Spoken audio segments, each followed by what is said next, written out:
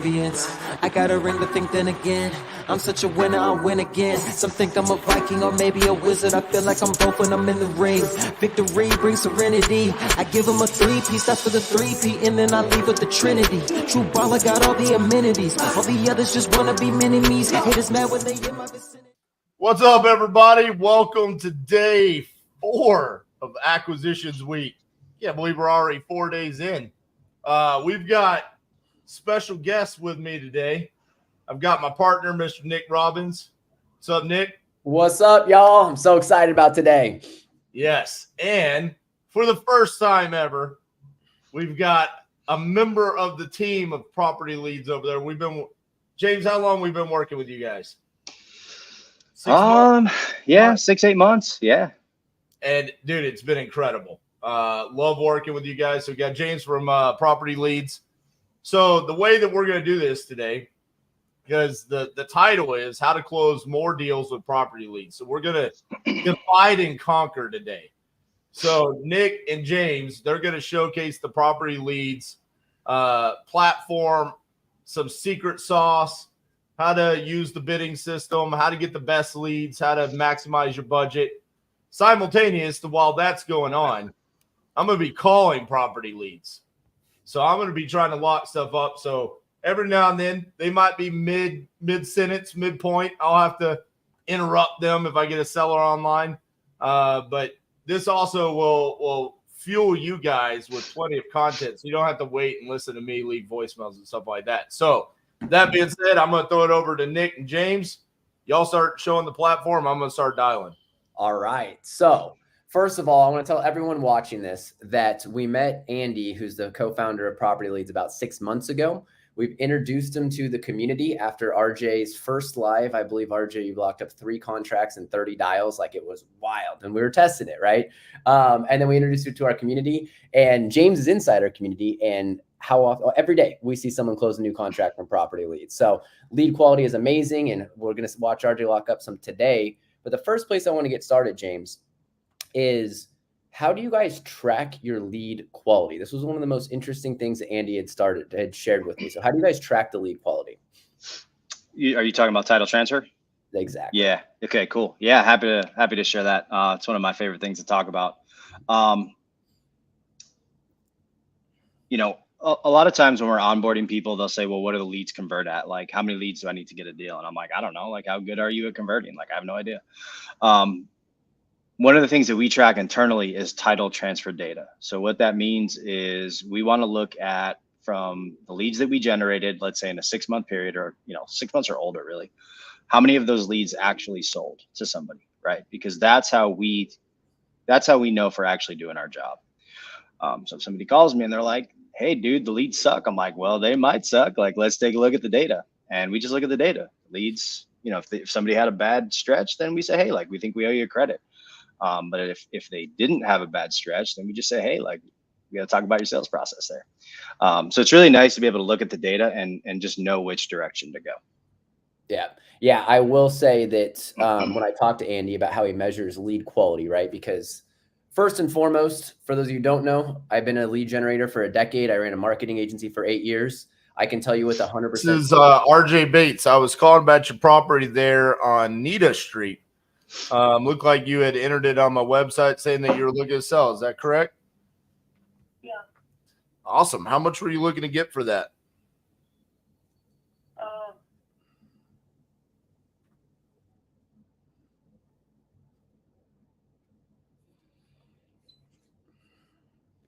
You there? Yeah, I'm here. Can you hear me? Yeah. How much were you looking to get for that? I'm having it for 250. 250? Yeah. Okay. Well, tell me a little bit about what you got going on. I said, tell me a little bit about what you got going on. It's just a house. I just wanted to sell the house. It's a large house, and it's getting too much for me. Gotcha. What's the condition like? It's in pretty good condition. I mean, I'm not confident. I can't tell you. Is anything broken on it? Does anything like AC, roof, anything like that need to be replaced? Okay. When was the last time you you like painted it or replaced the floors or anything like that? I never replaced the floors. Never. Okay. We moved in here in 1985. 1985. And oh yeah. But I'm not talking about the wood part of the floors I haven't replaced. Yeah, I've done something. I put in vinyl.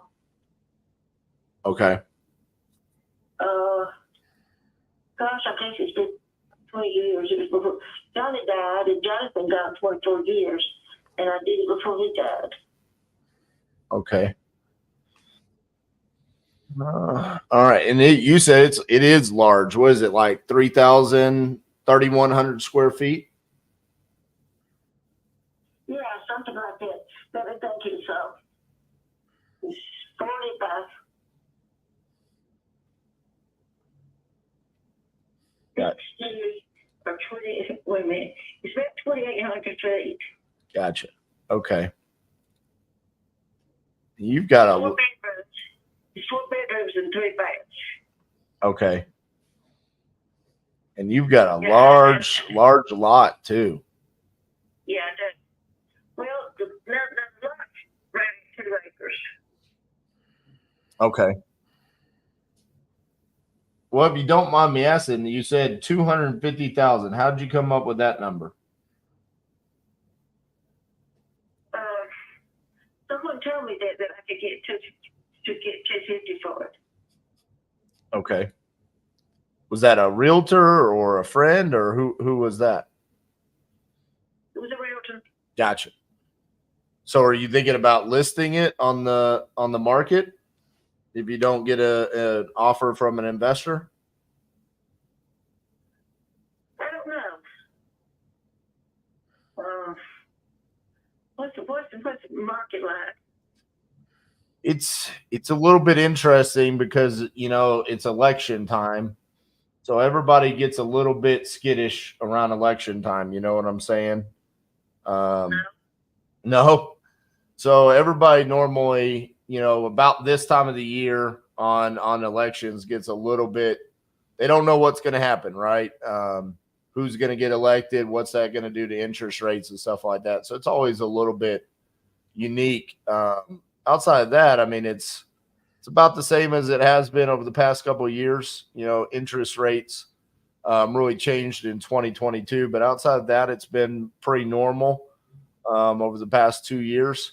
I just say, you know, I've noticed over the past couple of weeks, because this is what I do all day, every day, that things have tightened up a little bit, where people are a little bit afraid to either buy or sell. They just don't know what's going to happen. So normally that's what happens, but the election will be over in a month or so, and then we'll go right back to normal no matter who gets elected. So I'd say in your circumstance, what's that? What is going for the market? As far as dollar amount for you? Yeah. So that's what I'm looking at right now. You have kind of a unique property because you're surrounded by a lot of properties that have been built in the 90s and early 2000s, and yours was obviously built in 1955. You also have more land than the majority of people. I would say average days on market for you is probably going to be somewhere in the range of 90 to 100 days.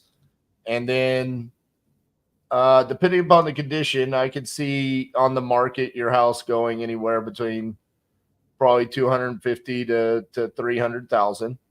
You know, with you saying that you haven't replaced some of the floors and air conditioner stuff like that, I would say it's probably going to be on the lower end. Right. You said that now it looked like hardwood. Yes, ma'am. I put that down. It's not the big planks, it's the smaller planks. Right. So what I would say is, you know, you could probably get, especially, did that realtor come see the property Did they walk it and see the condition when they told you 250? Yeah, I think so. Okay. So yeah, I mean, if they came and they saw it, then I'm assuming, you know, they're an expert in the area, and they probably know more than what I can see without seeing the property. So I would assume on the market you'd probably get 250,000. I'll tell you, you know, from my side as an investor, I am going to be lower than that. But there are no fees associated with that. So there's no commissions. We cover the closing costs and things like that. And the other part is we can work on your timeline and whatever is important to you.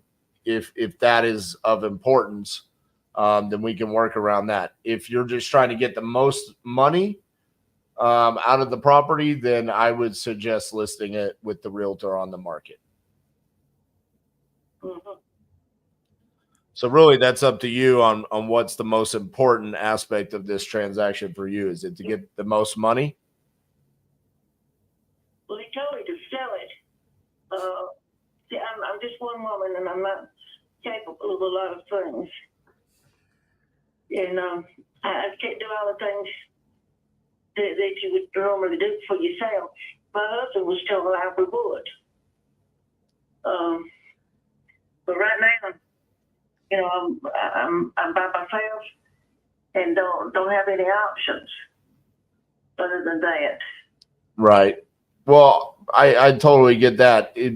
But from the sale of the property, what's the most important thing to you? Is it to get as much money as possible, or is it convenience? Get as much money as possible. Correct. Okay, then I would. That's a convenience. That is a convenience. Yeah. Yes. I completely understand. So I think in that circumstance, hiring that realtor would probably be the best option for you. They're going to get you the most amount of money. Well, I've already been using him. And I got property out in the country. And I haven't gotten the max out of that. Gotcha. So you have another property out in the country that you're trying to sell, and he hasn't been able to sell that yet? No, there's one piece he sold. Okay. And it was down kind of close to Blount County, Walnut Grove, and they went through and cleaned the channel of the river up, and it backed water up over one piece of the property, and it went from about 5 acres down to 1 acre, and then he was able to sell that one, but the rest of it he hasn't sold. How long has he had it listed? Over a year. Oh, geez. You don't want to hold on to this property for a year, right? I was hoping not to. I figured it'd take me 60 to 90 days to get out. My mother just had died. Oh, man, I'm so sorry. Mother got up to a bunch of things. And I gave her the apartment on one end of the house, and it is loaded down. Okay. And so that's where I stand right now. I'm trying to get out of it. I'm trying to get onto this. All right. Well, let me see what I can do here, because I can at least give you a number and see if that's something you could work with. Okay.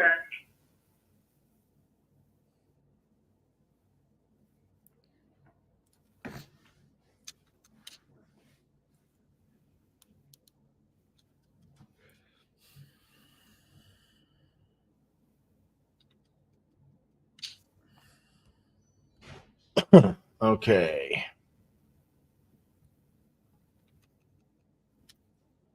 Like I said, it is going to be less than that 250 number that your realtor said, but like this is not, there's no commissions or anything else this would just be a net number to you because you don't owe anything on the property, right? No. Okay.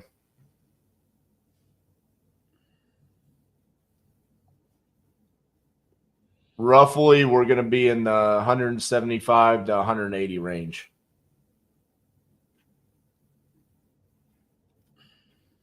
Okay.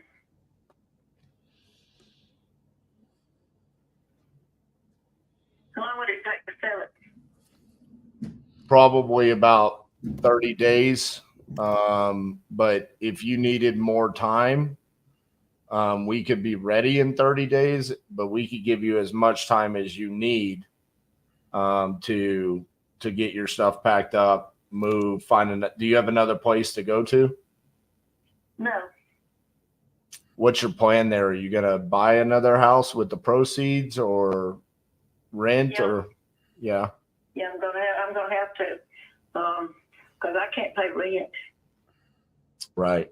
I'm on a fixed income and I can't pay rent. I love this house. I hate to leave it, but I have other things that are pulling on me too. So there's a couple of options. One of the things that we could do is if you're okay with that number, we could also help you find another property. Are you wanting to stay in Rainbow City, move closer to Birmingham? Where do you want to go? I hadn't even seriously thought about where I wanted to go. I thought about going into a tiny house, but I don't know if I could live in a tiny house. Yeah, that's a big difference from 3,100 square feet, you know. Yeah, it is. It's a big difference because you're looking at 1,500 in a tiny house. No, a tiny house is a lot smaller. You're probably talking about 400 to 600 square feet. 1,500 would just be a normal house. That's just a normal 3-bed, 2-bath. You know, but these are things that we could help you with finding like what is available for the amount of money that you would be getting, right? You know, we could find houses that are available in that price point. We could show you, you know, the houses that are on the market, whether that's in Rainbow City or anywhere, any of the surrounding areas.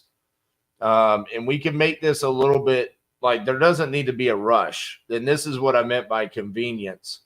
Like if you need time, if it needs to take, you know, 90 to 120 days for us to find you the right house for you to move into, then we don't have to do anything until that 90 to 120 days comes up. Now it could be, hey, you decide you want to do this and next week we find the perfect house for you and then we could speed up the process. It just depends on, really, we just want to make sure that you get what you want out of it. Okay.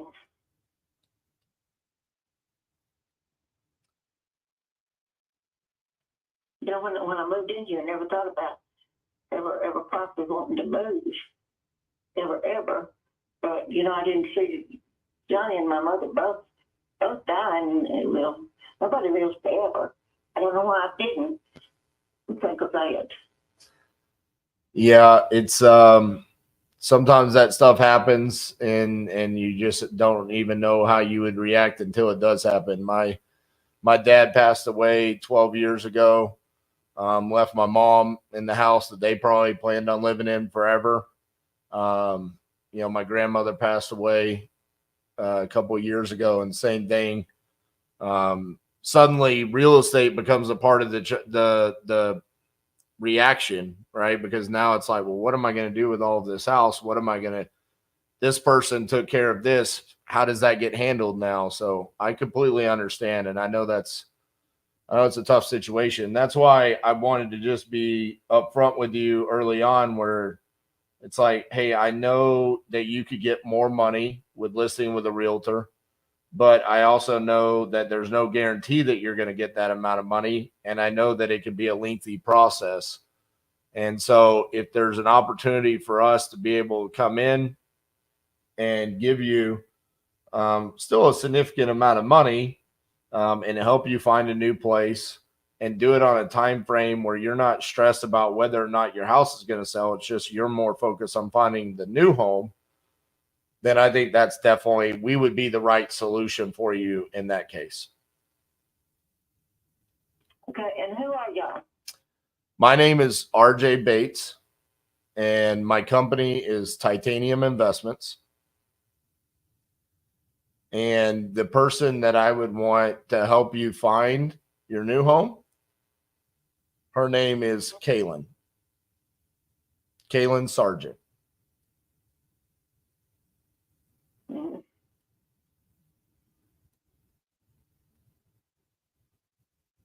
What size you think the new home would be? I'm sorry, say that again. Do you have any idea of what you think the new home would be, the size of? I can look here real quick. You mean what the size for that dollar amount? Yeah, I like how some of that dollar amount left over.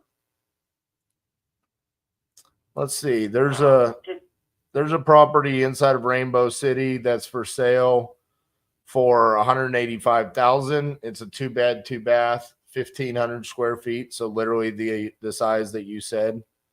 There's another property that's a 3-bed, 2-bath for $195,000. That's 1,300 square feet. So you would be able to downsize, and probably have more fixed up, like newer remodeled property for that dollar amount, and you'd probably be somewhere in the 12 to 1,500 square foot range. But that's about what I'm using now. But it's got an apartment on one end. Right. Which I had turned into 2 offices and mother's apartments in there too. I mean, she had a bedroom in there, a bath. And, well, no, mother really had 2 bedrooms and a bath left in there. Like I put 2 offices in. And it was a very comfortable size house like that. We weren't crowded by the office, and we weren't crowding the office. Yeah, I think with a 1,500 square foot house, I mean, with it just being you, I think that's going to be, I think it would be very comfortable. One realtor that came down here, he said, if I had this house and those offices, he said, I'd never get out of them. Right. I'd never leave them. Because it was big, comfortable offices, 2 of them. And my partner died. And I just didn't want to do the business by myself. Right. And I didn't reach out for another partner. What kind of business were you running? Income tax. Okay.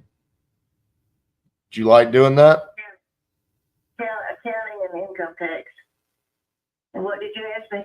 Said, did you like doing that? Yes. Yes, but I had when mother got sick, and when I had died, well, I just gave it all up for my mama. Right. And I'd have to go back and study and you know, and do a lot of brushing up. Because the tax laws changed every couple of years. I am very aware as an entrepreneur. They love changing those tax laws on us. Yeah, they do. Yep. They really do. And I'm sure they're very changed from what it was when I walked out of it in 2020. Right.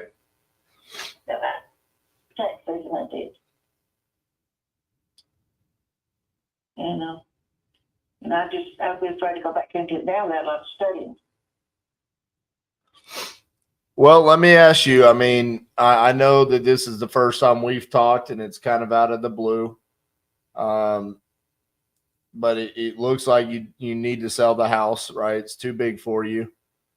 I think that's my best option, is to make you that cash offer, and then just offer you the support on finding a new property and doing it on the time frame that you need, however long that takes. Does that sound like something that you would be interested in doing? Yeah, there's a lady who wants to do a yard sale for me to start with, Okay. and really get rid of all this stuff before I get out of it. Yeah, and like I said, we would give you plenty of time to do whatever you need as far as a yard sale, packing your stuff up, all of that stuff. Well, this is not a good area to do a yard sale, is it? You're a little bit out there. But hey, if you talk to someone that does yard sales and she wants to do it, I would trust her and let her come in and see what she can do for you. Okay, but it is way out.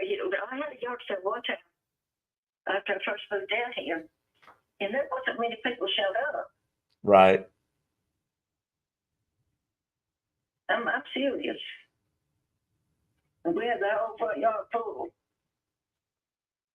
Well, maybe it's better to just, I don't know. I mean, is it the stuff that you're going to be selling? Is it valuable, or is it just stuff that you need to get rid of?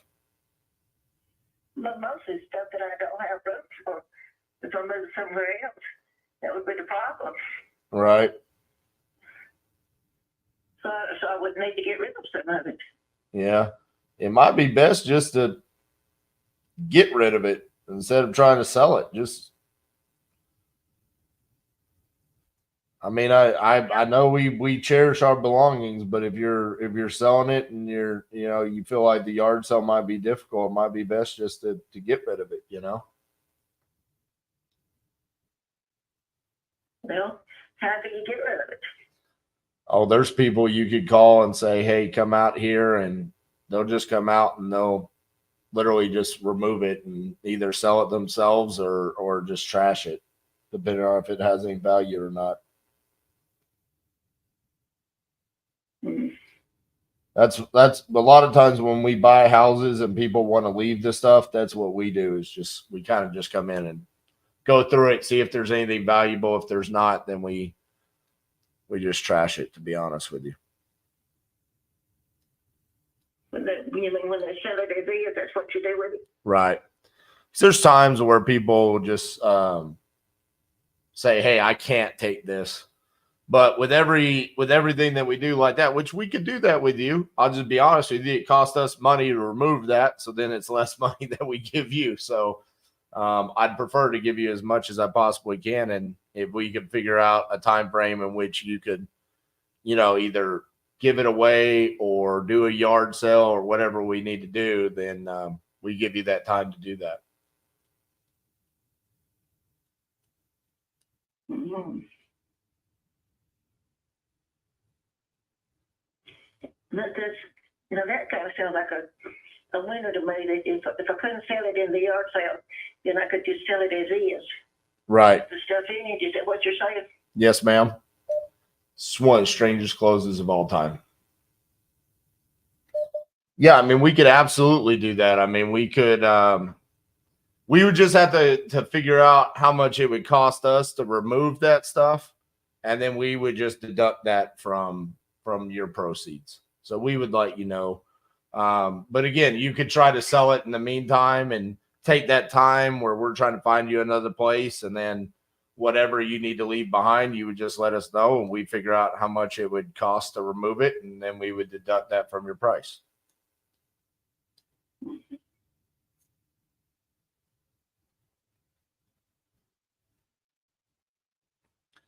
So you said that sounds like a winner. So my question to you is how you determine how much it was worth, and you would deduct it from my price. right? Is that what you said? Correct. To remove the belongings, it would probably run in the range of probably either a couple, I would say max a couple of $1,000s. I mean, I don't know how much stuff you have. I mean, so we would have to see it, but it's not going to be like a significant amount of money. Well, it's loaded down. So you got a lot of stuff. Mother accumulator. And she had a lot of stuff that had accumulated. And that was my biggest problem. With my mother, we used to argue and fuss over a lot with all the stuff that she kept. And because to mother, it was very valuable. It was hers, and Right. she considered it valuable. And getting rid of it was a pain with her. Let me ask you a question. Are there rooms that we cannot get into because of stuff, or can we get into every room? You can get into them, but I've got stuff in them, Okay. in some of them. Is that every room or just a couple? No, not every room. Okay. No. All right. My living room, there's a living room, a kitchen, and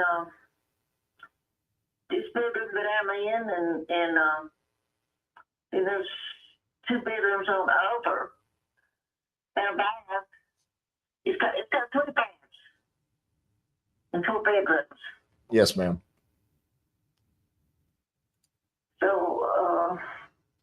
So what I would say is with the belongings, I would say let's not worry about that right now. Let's do the yard sale. Someone said that they want to try it. We tried that. There's also people that we could call and say, hey, come out and see if you just want to remove the stuff, because they might see value in it. It might be stuff that they could sell themselves. And then worst case scenario, we come back and we say, hey, it's going to cost us $2,000 to remove the stuff. And then you have the right to say yes or no to that. You can say, okay, I'm okay with that, or no, I want to try to remove it myself, or hire somebody to remove it, or whatever. And we could decide that later on. I don't want to get hung up on the stuff because it doesn't sound like it's through the whole house. It sounds like it's just a couple of rooms. And I don't think that should be that big of a sticking point. well, it's the mother's apartment. She never used it. She packed it up and never used it. And the kitchen cabinets are pretty full, but it's that way. Mother was old. Mother died at 97, and she had her. I thought she just died. Her hang-ups, her hurts and her hang-ups about this stuff. Gotcha. So a lot of times mother would figure a different price on something than what everybody else did because it was hers. Gotcha. And she had a lot of value in it because it was hers. And I told her over and over that we were going to move and that we're going to have to downsize it, but mother never did downsize. Right. Because she was 97 years old, and my goodness, she was set in her ways, and she was used to holding on to things. Okay.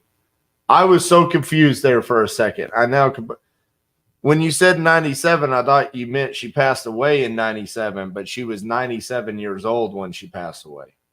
Yeah, she was 97 this year. Gotcha. Okay, so she just now passed away. Yes. Okay. She was dead 2 weeks yesterday. Oh my goodness. That's how recent it is. And it's hard to think of even getting rid of her stuff that she treasured so much. Because, it has a different value to everybody else than it does to me, and that it had to her. It's like her cars were that way. And I finally got her to sell her last car.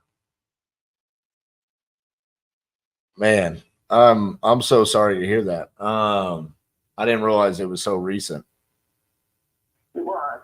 It was really, really recent. And I had my mother for 78 years. Yeah. So it's just a really a big sore spot.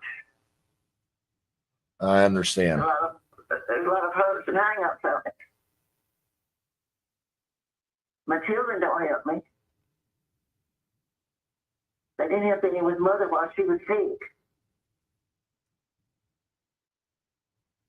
I mean, not even running errands for me. Nothing. Well, this is where we want to help, right? We deal with a lot of situations like this. It's a very sensitive topic, right? I want to be as sympathetic to your situation. I don't want to try to force you to do anything that you don't want to do. So I kind of want to just leave it in your hands, and you tell me what you would like to do, because I don't want you to rush into anything. I don't want you to make a decision that you regret or anything like that. So I just want to let you know this is what I could do for you. I could obviously buy the house. I could buy the house as fast as 30 days or as long as you need. I can help you find a new home, and I can help you with the belongings. That is, I know without a doubt, those are the things that I can do to help you. And it sounds like you're not getting much help from other people. But I know that those are the things that my company, I know that we can help you with that. I can buy the house, help you find a new house, and I can help you with the belongings. Okay. Well, I know I'm gonna have to leave this. Okay. And I'm just lost. I don't even know who I would get to help me move in another one. We can also help you with that. We can definitely find you movers. Now you would have to pay for the movers, but you could use the proceeds from the house to pay for them. But that's absolutely something that we can help you out with as well. What's the mover usually charge? It's going to depend upon really how long it takes them. But it's probably just going to be, for a whole house like that, probably, I would assume, $1,500. Okay. That's not bad. I expected to be more. I've run into some things lately that I thought I had a concrete price on, but they ended up more than that. This is my, well, I've been with it twice, and you think that I would have learned the first time.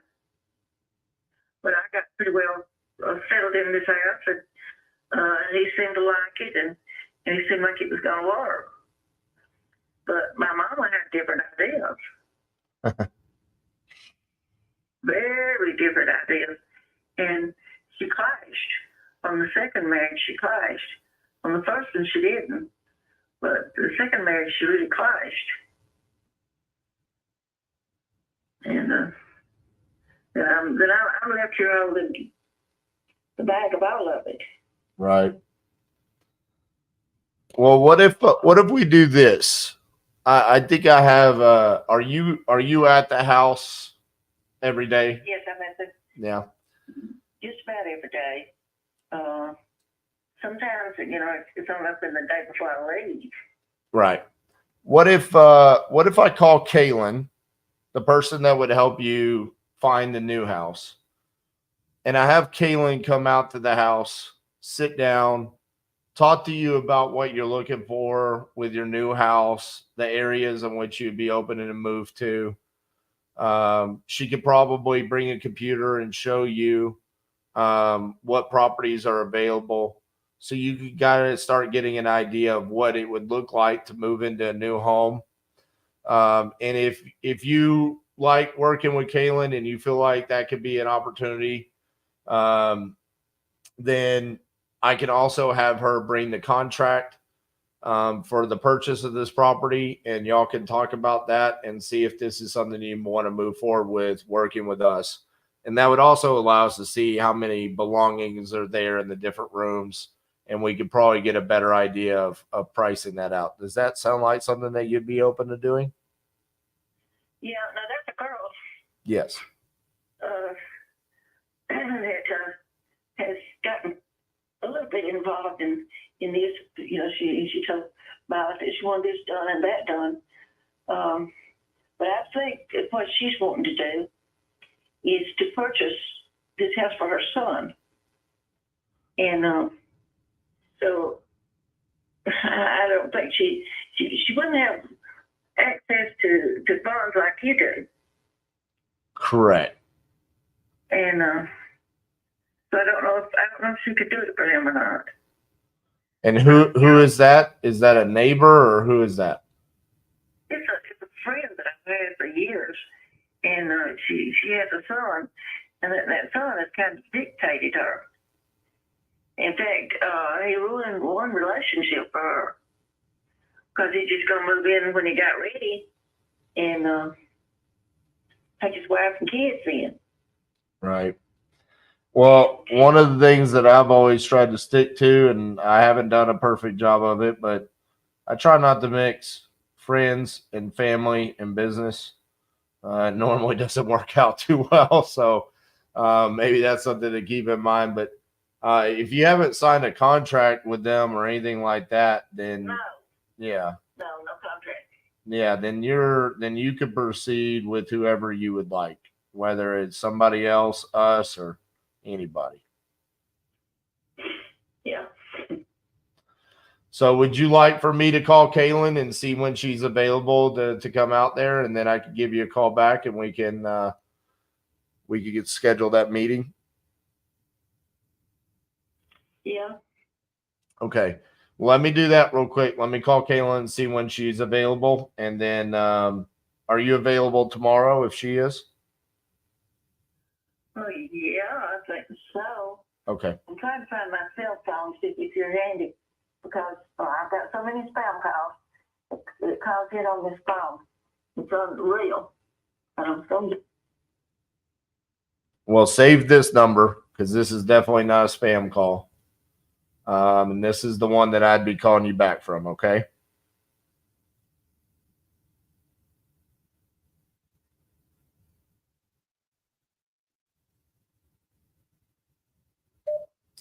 I believe she either answered the call or muted me because we are still on the line, but she is silent and it went radio silent.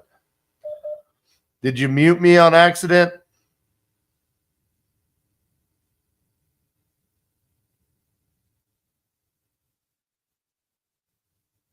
Okay, well, I can't hear you anymore. So what I'm going to do is, if you can hear me, I'm going to call Kaylin and I'm going to give you a call back.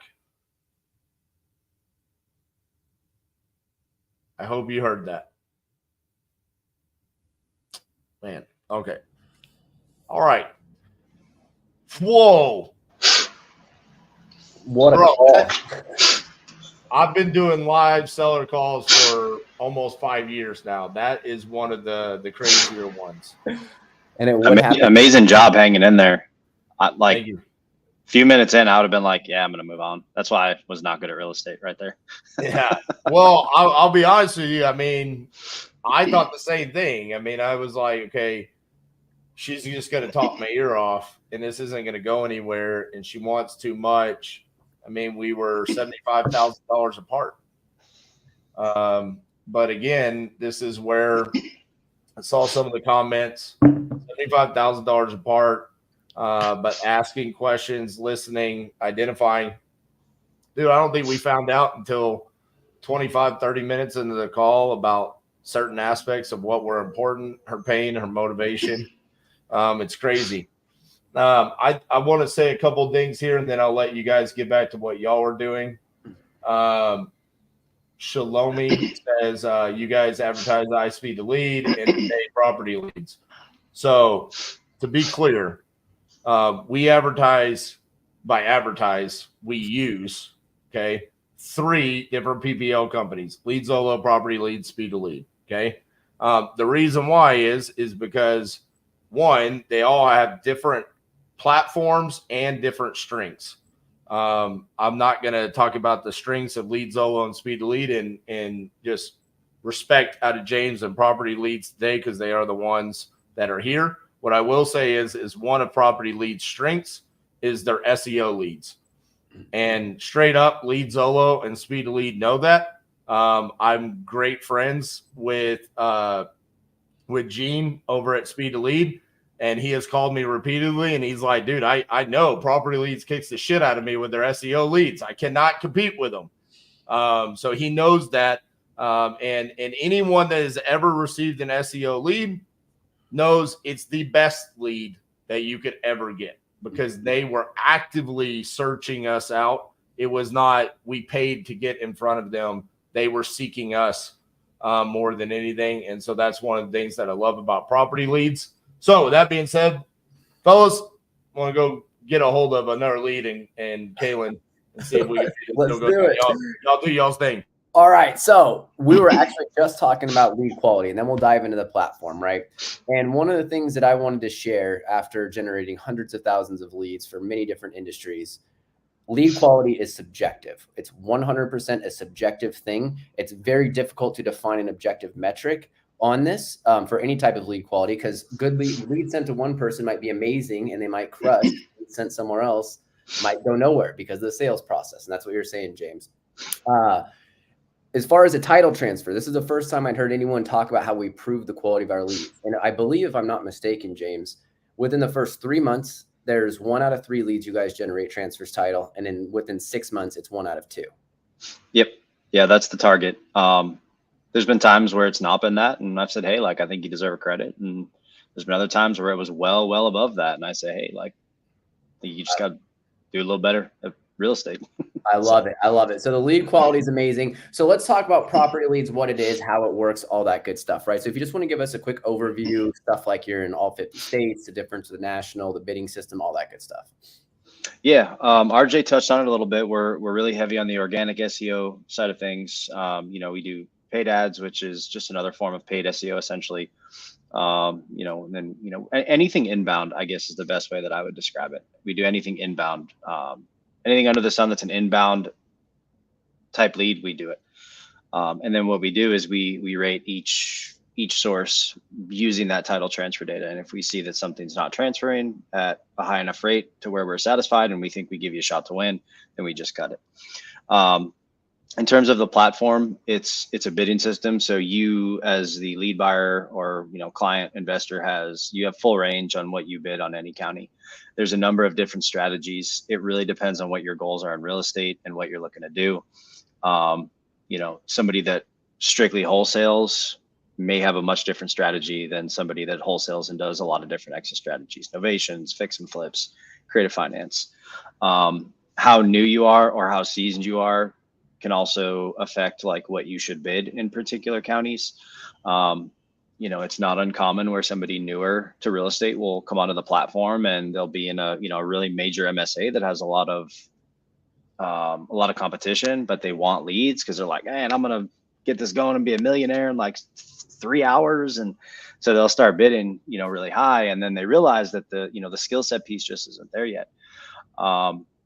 So you sort of have to work your way up to being able to bid, $300, $400, $500, $600. There's a fellow named Sean in the chat. He said, these companies charge too much for leads. And I think that is subjective, right? Like, what is actually too much for a lead?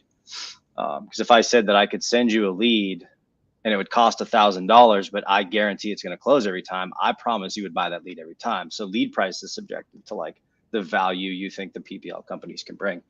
And the reality is sometimes it's not a fit for everybody, right? The one thing I'd say, to what Sean mentioned is, I think I'm going to run my own PPC. And sometimes that is just a better fit for folks. But you sort of become like a full-time marketer. And I don't know if that's the goal. If it is, and like you dig it and you love it, then cool. But if it's like another thing and you already have like multiple hats in your business, man, I feel like you're getting further away. Like what's the time suck there that it costs you to manage a PPC campaign? So yeah, definitely. Let's talk about that. I want to jump in there as someone who, when I first got into wholesaling, I actually ran my own campaigns. I also had 9 years of running it. And after going in and running Google ads and doing what we did, I realized that it was much more my time and attention and energy was much better placed or much better spent paying a pay-per-lead provider, because they were similar costs by the time I had realized that, one, Google doesn't give you refunds for mobile homes or for bad numbers or for other contact things like that. PropertyLeads does, and it does require time, effort, energy, and attention, especially to do it at scale. With that said, if you want to run PPC campaigns and give it a shot, go for it. That's awesome. Like, it's a good skill, but it's a completely different business and skill set than doing wholesaling, right? So it's not a fit for everyone. That's all good. So Sean, if you want to go run PPC campaigns, man, we all definitely wish you the best of luck there. But what I will say is, if you were able to spend $1 with PropertyLeads and get $5 back consistently over time and not have to worry about the lead coming in, people would do that all day, every day. And that's what people see inside of our community. That's what RJ's done for years. And that's kind of what this is about. It's just like one less thing to worry about over there. You know what I mean? So yeah, I wanted to address that as well. So with that said, back to the bidding system, right? Also, to Sean's point, what do you guys offer as far as the cheapest lead? I believe you guys have $50 nationwide leads, right? So like, it depends on where you buy, how you buy, that type of stuff. So let's talk about differences, because you guys have $50 nationwide, $75 statewide, and then counties obviously is going to vary dramatically based off of just the overall county, right? So just talk a little about some of that. Yeah, that's correct. So we offer a $50 price point for leads nationally. You would have to be okay with literally getting leads in any zip code in the entire US. There's some pros and there's some cons to that. The pros are the leads are cheap. If you are really good at dispo and you have lots of different exit strategies, you could do really well with that. But admittedly, like, you're going to get some rural stuff, and you're going to have to be okay with taking the good with the bad, because you're going to lock up some deals that you're just not going to be able to move. And that's the model for the national. You can get those at $50. I find that those are interesting for like really new investors, because you kind of just need to talk to sellers and get good at like being comfortable and making offers. And it's a really low price point. For $1,000, you can talk to a whole bunch of sellers and like, we're still going to refund everything. So I think that's kind of fun. I don't know. I did a lot of cold calling early on, and I feel like if I knew that I could buy a lead for $50, it just would have been like way more enjoyable. I don't know. I can't say because I didn't do it, but that's my thought. Second tier would be the state leads. Those would be counties. So you bid on a particular state. What you're going to get in those areas are counties that are not occupied by people at the 125 price point, right? So I'll use like Arizona as an example. Maricopa County is where Phoenix is. If you're bidding state of Arizona, you're probably going to get some stuff not in Maricopa County. So sort of same idea. You're going to get some more rural stuff, probably not going to get a lot of the stuff in the really popular counties, but you can get a little more focused on a particular state if that's what you want to do. Naturally, a lot of folks will want to, bid on like the Carolinas, maybe not South now, but Carolinas, Texas, Florida, Arizona, California. Hi, is Tommy there? Yeah, it's me. Hey, Tommy, this is RJ Bates. I was calling about your property there on Stewart Street. Looked like you filled out a form on the website saying that you're looking to sell that. Is that correct? Yep. First of all, man, I'm in Texas. You doing okay with the hurricane? Yeah, we got fucked. Oh, man. I'm sorry to hear that. Yep. Did it hit you guys directly? Oh, last week with Helene, and then we don't know about Milton. We haven't been home in 10 days. Oh, geez. But we had the mitigation boys come in last week and took everything out and cut out the drywall and put in the mold mitigation, and it's emptied out, and just exploring my options at this point. Let me say that. Gotcha. So that you're actually reaching out about that property that got hit real bad. Yep. Did you look it up online? I'm on it right now, looking it up. Yeah, I sent a link to whatever number sent me that text. Gotcha. Zillow's got a good description of the property. Okay. I mean, this thing is right on the water, huh? And you said you want how much for it? I don't know. You tell me. Okay.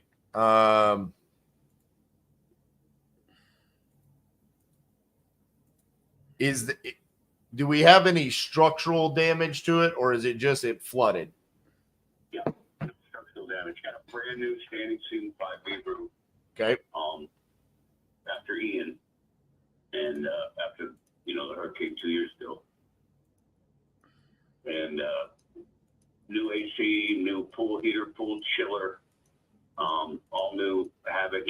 all new ups, Havoc HVAC pipes and tubes.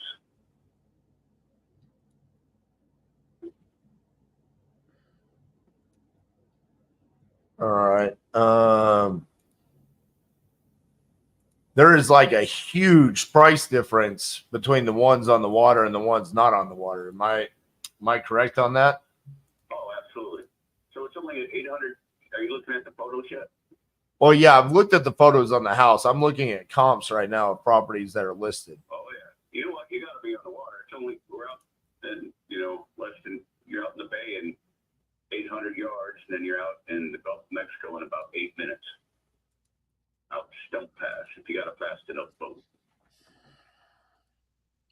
Gotcha. And it's got a boat lift for 20,000-pound boat lift, which just got serviced last week, so it's ready to go.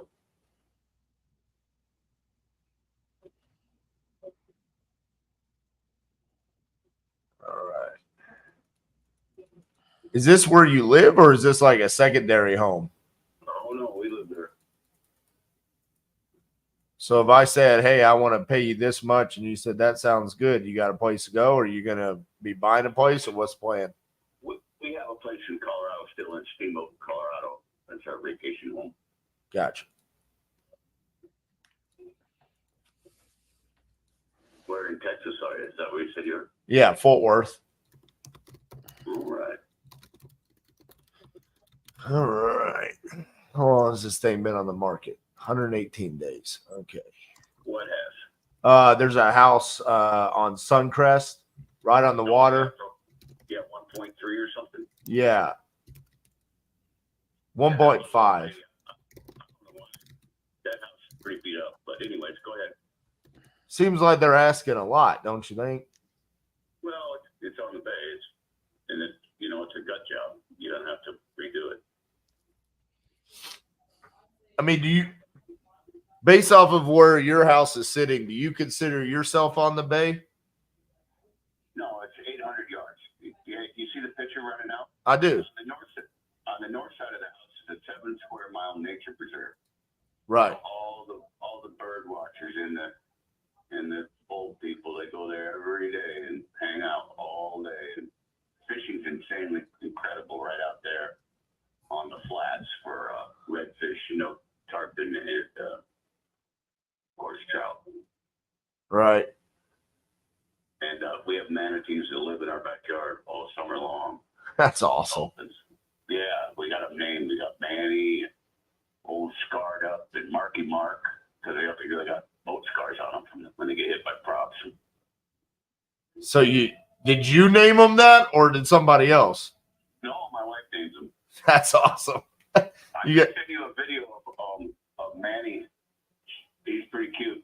He comes out of the water and kisses my dog. My dog's wait on the dock for him to come. That's so cool. The manatee popping out of the water and giving Rollo a fucking kiss on the nose. That's awesome. So I mean, Is this your cell phone or is this a regular phone? no, it's a landline. Believe it or not, there's still people that have landlines. All right. Well, you send me your My cell phone. cell phone. I'll send you a video of my dog getting kissed by a manatee in my backyard. That's awesome. My daughter would love that. So why are you wanting to sell? You just tired of dealing with the hurricanes? Yeah. Yep. Yeah. I have a feeling there's going to be quite. Is this you holding the fish? Holding what? Is this you in the pictures holding a fish? I don't know. You're wearing a blue Titleist hat, and you look super happy. Probably not, but I'll send you some big old fish pictures. I'll send you. It's on Zillow. How did it get on your house on your Zillow page? I think it's the people we bought it from. Oh, okay. I was like, how is it there? All right. Yep. Uh, What else you need to know? I'm kind of in the middle of something with the dogs here right now. well, I'm about to tell you, I think what I could do. I mean, the hard part is well, okay. Do you know roughly how much it's going to cost to get this back up and like functional? I don't, but it's just the mitigation's already been done. All I got to do is hang drywall and new appliances, and you know, my wife will have some designer come in and do it or whatever. We learned a lot about insurance since we moved down here, and flood insurance is shit. I mean, they're going to give us $250,000 to redo the house, which would be fine. You know, we could do a nice job with that. You think that's really what it needs? No, but that's good enough to. I mean, we had beautiful appliances, beautiful everything. We redid it as soon as we bought it. Countertops, cabinets, 2 new bathrooms, walk-in closet. It was a sweet house last week, 2 weeks ago. So what's your ideal situation? You want to keep the 250 and just sell the house and do no work? Yeah, I just want to hear your offer and then weigh my options. How's that for an answer? It's a good one. I just don't want to have a cash offer hanging out there in the wind. You know, I mean, I like to know if when I'm making offers, if it's something that can be accepted or not. Oh yeah. Well, we don't have a mortgage, and my wife's we had to pull her mother out of the retirement home in Venice, right up the beach, and they're up in Vero Beach right now, riding out. I'm down in Doral, just west of Miami, hanging out at me and 2 elderly dogs are hanging out at the hotel at the golf course. So we're just chilling out, watching the emergency vehicle stage and come and go, and helicopters take off and land from our suite at the Trump International Country Club and Intercontinental Hotel, and we're just freaking out, man. It's so fucking stressful. I got you. Being as transparent as I possibly could be, without seeing the damages, I would probably want to be in the low 4s, high 3s. Okay, that's a great start. We've got some our handyman coming down from Anna Maria tomorrow or the next day, and he's gonna video document the whole place. That would be perfect. You know, and that'll really moving forward and make sure, you know. So that's right. What I was thinking, like 450 or 5, just for the property. I mean, like you said, we're on the water, and we're a boating beachfront community, and it's a cool little spot. It's really mellow. There's no traffic. It's Englewood, Florida. Nobody's heard of it. It's off the map, you know. So I am sending you a text message right now. So whenever you get those, well, first of all, you can see send me the manatee video. And then second, when you get the videos of the damages, you can send those to me as well. Absolutely. Thanks for your help. And like I said, keep in touch with me. We're dealing with a lot of shit. We got a 91-year-old mother-in-law, a really freaked out wife that's, stressed beyond belief, and one dog's 14. She's an English lab, and the other dog's 13. He's actually a Texas rescue mutt out of down by the Laguna Madre, out of Port Arthur. There you go. That's a long way away from me, but I've done a lot of deals down there. But yeah, man, I just sent you that text message. You've got my information there, Tommy. So whenever you get that, reach out to me, and maybe I can help you not be stressed out. Well, at least the wife. Maybe I can help you guys out. Okay. Yeah. Well, the next option is suicide. So we don't want to do that. Yeah. Let's not do that. Let's sell the house. Yeah. And like I said, man, there's no mortgage. Like the fucking hag, it could be in your hands tomorrow.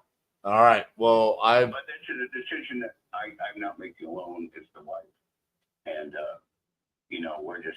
we're not that bright. My wife and I, and her sister and her brother, are smart people about this. They've lost lots of homes in hurricanes down here over the years, and they're advising us in every step we take. And I'm already been told, don't get a public adjuster. Don't do this. We got this. And we got that. We got large. Don't sign anything. That's where I am in life. Oftentimes, I'm described as dim-witted. So that's where I am, and that's where I'm going. So thanks for your help. And once again, your name was? RJ Bates. Okay, is that in that text as well? Yes, sir. Okay, so when you get the video, you have to watch it like 4 times. It starts right at the beginning. And like I said, the manatee's name is Manny, and the dog's name is Rolo, and he's from Port Arthur. Love it, man. Well, I can't wait. We'll talk to you soon, Tommy. Yeah, good luck, buddy. Bye-bye. Boy, some doozies today. Holy cow. 2 things I want to bring up before you guys get back into this. One, never prejudge leads, okay, especially inbound. Sometimes we have a tendency when we see certain things, we think that means they're more motivated than others. And then the other thing is that sometimes on inbound leads, they fill out the incorrect information. The first lead that I talked to, she put her reason for selling is divorce. Clearly, it was not a divorce. Her husband passed away, her mom passed away. This had nothing to do with that. She probably just didn't see an option that really fit, and so she just chose one. And then in this case right here, seller was asking $450,000. He never told me that, but he did fill it out on the site. And when you initially pulled it up, it looked like that would be full retail, but it being on the water makes a huge difference. And just on the surface, this looked like it would not be a good lead. But after just, again, asking questions and moving along, they both ended up being really good leads. So back to finding another one. All right. So I want to jump into the platform in a minute, James, just talk a little bit about it. Really quick, though, Shlomi was talking about bidding systems and his new wholesalers. It's tough for us to compete. Shlomi, I just wanted to chat about that for a minute. So right now, RJ is calling leads $50 leads. These are nationwide leads. That's why they're all over the country. We just found one in a pocket in Florida that looks like a great potential lead, great buyer, right? And so if $50 is out of the budget, that's okay, right? That means that we need to go look at FSBOs or cold call, other methods that are out there. And then once you close a deal, you can then graduate to more paper leads and you can start to build this big cycle. You know what I mean? What I will say is there are a lot of people who want to go to like these cold call leads and hire VAs and they're going to get leads like this. But if you really break down the math, the metrics, the time it takes, the cost, the energy it takes on the cold call leads, it can end up being the same price anyways, you know, so it's difficult. James, we're getting a lot of feedback on your end, man. It seems like it's really loud. Are you hearing that, RJ? Yeah. Okay. Give me 1 sec. Let me see if I can fix that. All right. Yeah. Okay. So Shlomi, hopefully that makes sense, right? Because like when you say it's tough for us to compete, like it's really just kind of market pricings. What I will say, and as we're about to, you know, go through on the platform, one, we've got the $50 leads. And 2, there are ninja ways that I know that Andy from PropertyLeads loves when I talk about this stuff, but there's ninja ways to get leads cheaper, even for county bidding and state bidding, right? If you run towards the end of the month, or if you run the weekends when other people are turning their systems off, you know, all that type of stuff. But that said, depending on where you're at in the journey in your career, it might be best to, you know, have to go pound the pavement until you can close a deal and then recycle some of that money back into the paper lead type stuff. Because the paper lead stuff is really for speed, longevity, and then also consistency when you move forward. And like James was saying, like $50 to talk to somebody, that's a great place to get started, you know, because a lot of times we just need reps when we're getting moving. So Shlomi, their leads are nationwide, $50. Yes, a lot of them are going to be SEO as they come through, right? So like they do have a huge SEO spider web, and SEO leads are great, but they also track the title transfer rate on all of the leads that they are generating and making sure they bring the highest quality leads. So you'll get a mix, but yes, you can get up $50 leads, and you can even get started. If James is on here, he'd be able to tell me. I think you get started for $100 or $250. I forget what the initial investment is when you get started.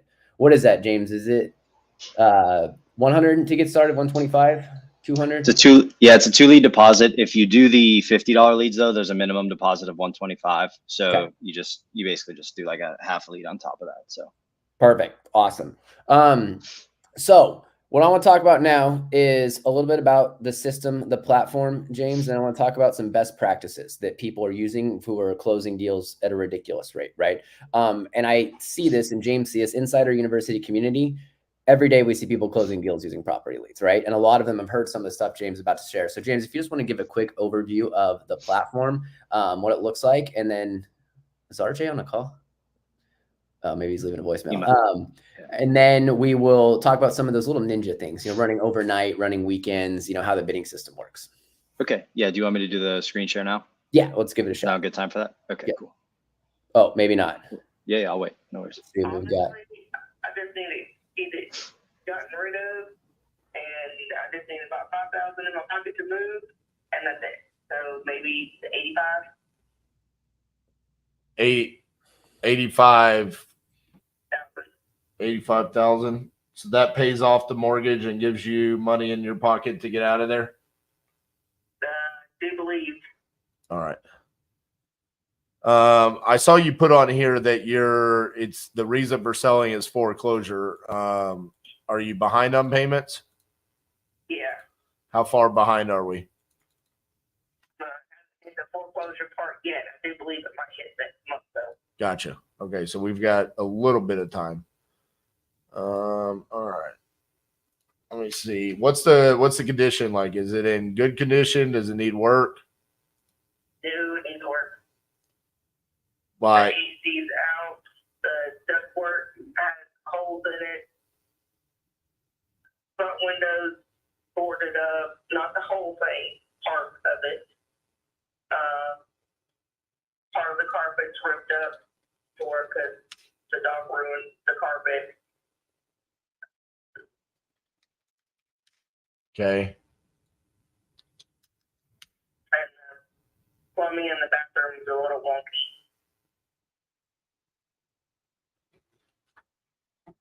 So you think you owe somewhere in the range of 80? Is that right? And then you need, and it, 75,000, I think. okay. And how much do you need? Like 5? Right. I mean, 3 would probably do it. But if I'm packing up the whole house, I don't really have anybody to help me move and have to pay movers. Right. I mean, pack up the house and move it. That's where the extra 2,000 is coming in. Okay.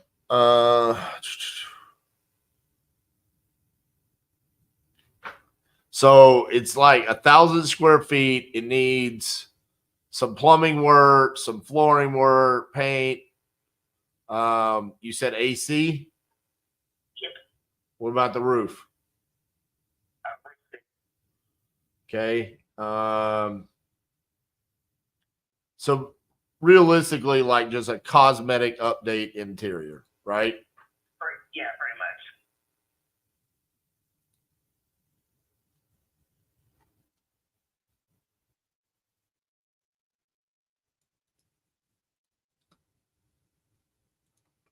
Oh man.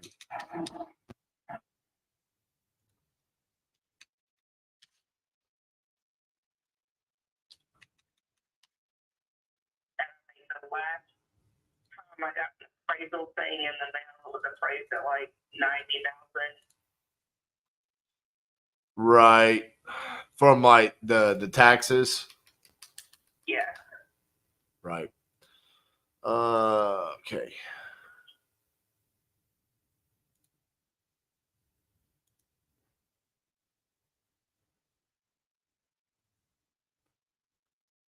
It's really tight on my side. Even if I said 80, so I'm just basing it off of the square footage. I feel like it's gonna need. What's the reason why you've fallen behind on payments? Was there like a lost job, divorce? Divorce. Okay. Yep. Plus, I work for the state, so we don't really get paid for it. Right.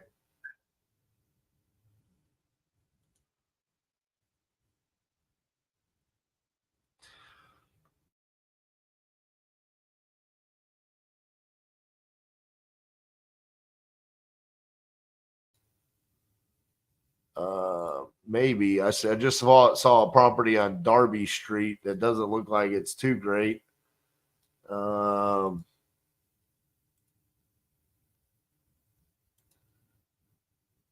Because I'm thinking I'm probably to flip it to get it to where I need it to be, I'd probably have to spend about 30 grand.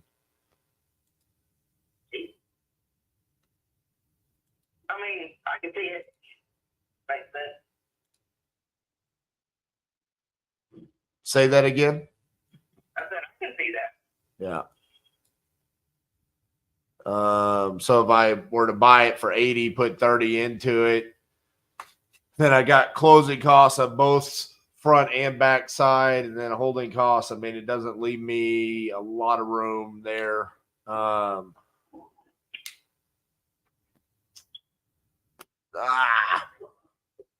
You're in no man's land. Like I need you like I need you like $10,000 lower.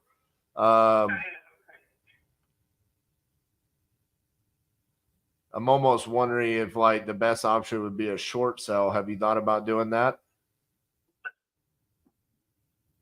Basically where you tell the bank, I owe you 75, but the house isn't worth 75 anymore. And then they come down to what it is actually worth and kind of forgive you for the difference. It's a process. It also eliminates you from facing a foreclosure. I don't know if we're there yet. I'm just saying that might be an option for you.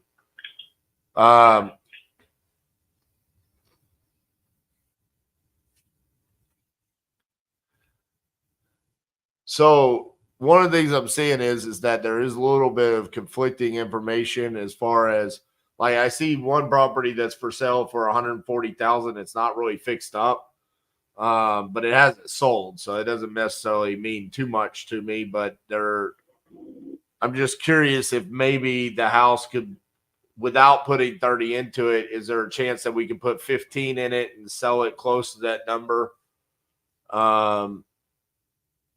Well, considering the location of it and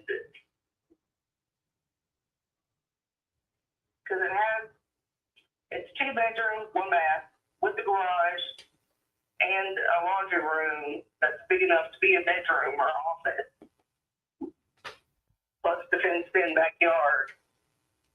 Honestly, if it was actually fixed up and nice, you could probably get over $100,000 for it. I've seen places that's crappier than mine sell for about that price.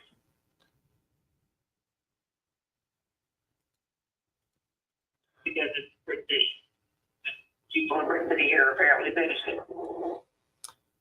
Do you have pictures of the house? Not at the moment, but I can take pictures. Can I tell you my cell phone number? Because this is my office landline. Can I give you my office number or my cell phone number and you text me over pictures here so I can look at the condition of it later today when you're able to take them? Yeah, that's fine. Yeah, you can just text my cell. All right, I'm going to send it. Because I'm driving Yeah. back to the office right now. All right. Hold on 1 second for me. You guys go ahead. I'm going to just get these pictures from her.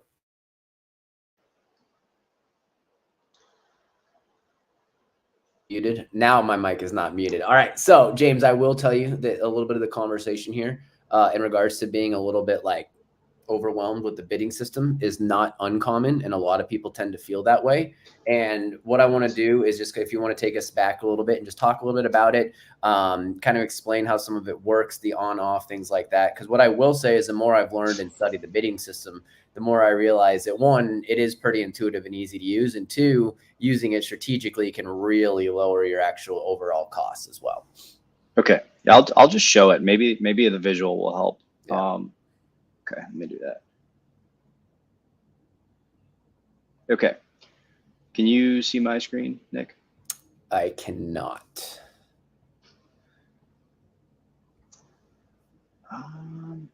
Interesting.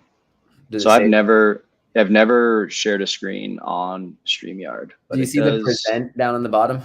Yeah, it shows on my end that oh, maybe you can't see it, but the folks can somebody put in the chat? I think RJ might be. There you go. All right, this is RJ. He's got the controls back there. Okay, I think everyone should be able to see it now. I can see it. Okay, awesome. So when you guys log into your account, you'll see a couple things. Your name up here, you'll see your monthly budget, your account balance, status active, not active. In terms of the bidding system, where you'll find all of that information and just like county prices, state prices, and all that stuff, you're going to go to My Territories. And if anybody wanted to just kind of see how this works, you don't have to add a credit card or do anything to just set up an account. When I say to set up an account, I mean get your login information just to kind of get in here and have a look around. So when you're trying to figure out how you want to bid, you'll see essentially 3 options here. It'll say add counties by state, add states, add national. Okay, so the national bid price that we just talked about is the this option here. You would click it and then you would hit add. If we did that, then you would now be eligible to start getting leads at the national level. I'm going to remove that just to make sure. Yep. And just because I know everyone always asks this question, because it's coming up, you can connect this with a spreadsheet and a CRM, right? There is direct integration. So when you flip this on, it will go straight to where you want it to go, right? Yeah, I'll show everybody how to do that. Perfect.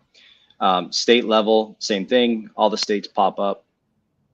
You can add any states that you want. You can add multiple states. You hit add.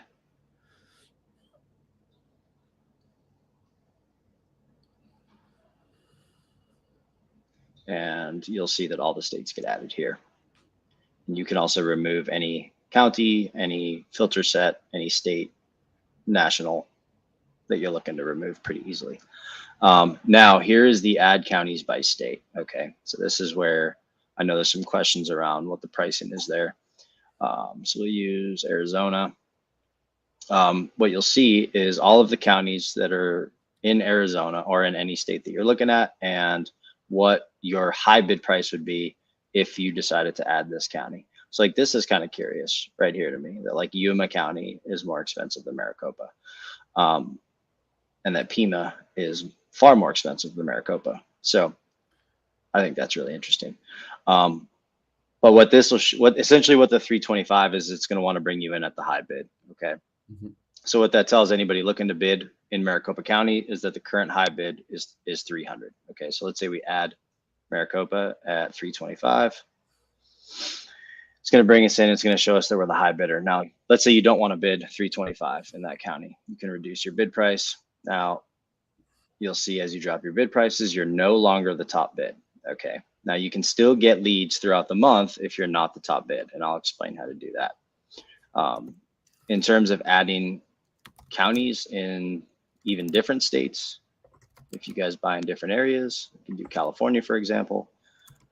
We could come in and say we also want to buy leads in Southern California, and we could go ahead and add any of those counties that we're looking to add, Riverside, Orange County, and it's the same idea. It's gonna bring you in at the high bid. You don't want to pay that much just yet, and you can reduce your bid prices. Perfect. Real quick, just because you chose like the most highly competitive, counties in the country, open up like Alabama too, just so people can see that they're not all 300-400 plus, right? Like clearly, guys, Maricopa County, Southern California. The reason why these are bidding, there's a higher bid, guys, is because there's higher meat on the bone, because there's higher property prices. So your assignment values are going to be higher. They're going to be bigger. You know what I mean? So that's part of where this comes from. But yeah, let's take a look at like Alabama. Yeah, that's a really good point. I probably should have been a little more strategic with what I brought up to get people get sticker shock for sure. Yeah, so you'll see some of the counties are lesser, like a Butler County, for example. If it says 125, what that tells you as the lead buyer is that there's nobody currently bidding in that county. So if you were to add Butler County at 125, you'd be the only bidder there at this time when you add the county.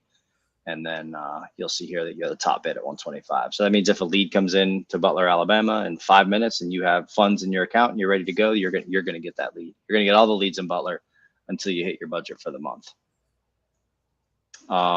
In terms of strategies and how you get leads when you're not the high bidder, there's a few different ways to do that. So the first one is as people hit their budgets throughout the month, it just kind of falls down to the next person. So let's say the high bid in Orange County is 300, just for the sake of the argument, or for the explanation. And the person at the top has a monthly budget of $1,200. Okay, they're going to get 4 leads, and then their budget is going to be done for the month. It's going to go to the next person that's bidding 275. Let's say that person has a monthly budget of 600. They're going to get 2 leads, and now they've hit their budget for the month. And it just kind of goes right on down the line. So If there are folks that are bidding in certain counties at, let's say, 125, 150, 175, everybody's hit their budget and there's leads left over at the end of the month, it's possible that leads fall to you. You got to kind of play the game there. If you are bidding on an area at 125 and you're not getting any leads, you might want to push it up to 150. You know, let it run for 30 days, kind of see what you get, and then increase or decrease based on that. Another way to get leads, or another really good strategy, is don't pause your account. A lot of folks will pause their accounts when they, you know, log off for the day at 5 o'clock, and also on weekends. We have a lot of evidence that would show that the title transfer data for like overnight leads that come in overnight transfer at a much higher rate than ones that do not. So you will benefit greatly from leaving your account on overnight and on the weekends. Some people also reduce their bid prices overnight. So they might be bidding 300 in Orange County, but when they log off for the day, they'll reduce it back to like, you know, 150, 175.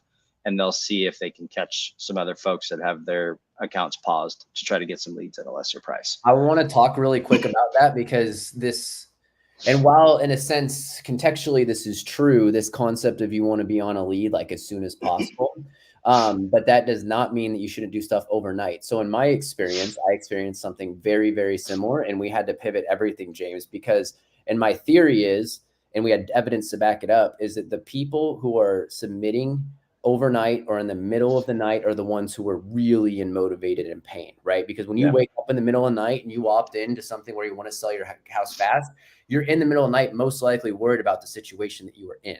So it does not mean that you have to call them at 2 a.m., although I've seen people, do that. But it does not mean that they're a bad lead or you can't get a hold of them. So that applies across the board, because that's where the pain comes in. So I love that, you know, and we have people in Titanium University who are using this strategy and have proved this out in front of us, where he's like, I only run overnight and on weekends. And then I load everything up on Saturday and I turn it off on Thursday. You know what I mean? So he's playing with it. So before we keep going here, there's a couple of questions that I wanted to jump in here. Angel said, I'm not familiar with counties. Can you do cities instead? I don't think you can search by city, right, James? Yeah, that's a great question, Angel. I'm glad you asked that. The county level is as granular as we can get. So like a Los Angeles County, for example, would be a really good example, because it's just so gigantic and it could take like 4 weeks to drive from one end to the other during traffic. You would have to be okay with taking leads anywhere in the county. And if you're not, then I generally say you shouldn't bid there, or have a really good like referral system for people that you can pass those leads on to for some sort of a JV or referral or resell, whatever you want to do with the leads. But you'd have to be okay with taking them at the county level. And if you're not familiar with the Angel, honestly, the easy solution for this one, my man, is to just, you know, think about the cities you're in and just Google search for the county that they're in, you know, and then you'll be able to pop it in there. Eric, okay, you got your question. He asked, what's the benefit of being highest bidder? I'm guessing you're going to get the bid most likely as soon as the lead comes in. The only way, the only way we can guarantee you're going to get leads is if you're the top bidder. And that's actually a great question, because like, depending on where you're at in your real estate journey sort of determines what you need to bid, right? If you're running a sales team and you have 5 salespeople, and if you don't high bid, they're going to be sitting on their hands all day. Well, that's super problematic. If you're working 9 to 5 and you're going to just turn it on in the evening, well, you have a little bit of flexibility in terms of your bid prices. Yeah, absolutely. Yeah. So you must place funds into the system before you can set this up. No, Angel, if you go to the link in the description, you can register for an account before depositing, right, James? You can. If he did want to get his account set up to start to get leads, he would have to fund his account before. So it's not something where we'd send the lead first and then. We're not giving. No leads coming in first. But if you wanted to get in here, Angel, build an account, get set up. And also, James, you guys have amazing support, right? Don't you have people who can get on and walk you through this stuff and help set up the technical side of things as well once you register for an account?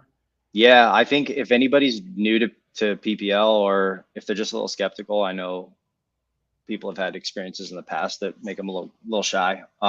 Set up an onboarding call. We'll see if it's a good fit. Like, at the end of the day, we don't want to sell leads to people who don't want leads. Like, we want to sell leads to people who are really excited about them. And if we determine on that call that it's not a good fit because you're not quite ready, you know, we'll tell you. And then, you know, obviously it's on you to make your own decision. But, you know, we'll try to guide you in the right direction and on what's best for you, and not, you know, just what's best for us. So. Yeah. Eric asked a good question, and this comes up across the board. This is not just unique to iSpeed. I've seen this with all the providers that we use. They're talking about the amount of leads at a time and needing to pause them, you know?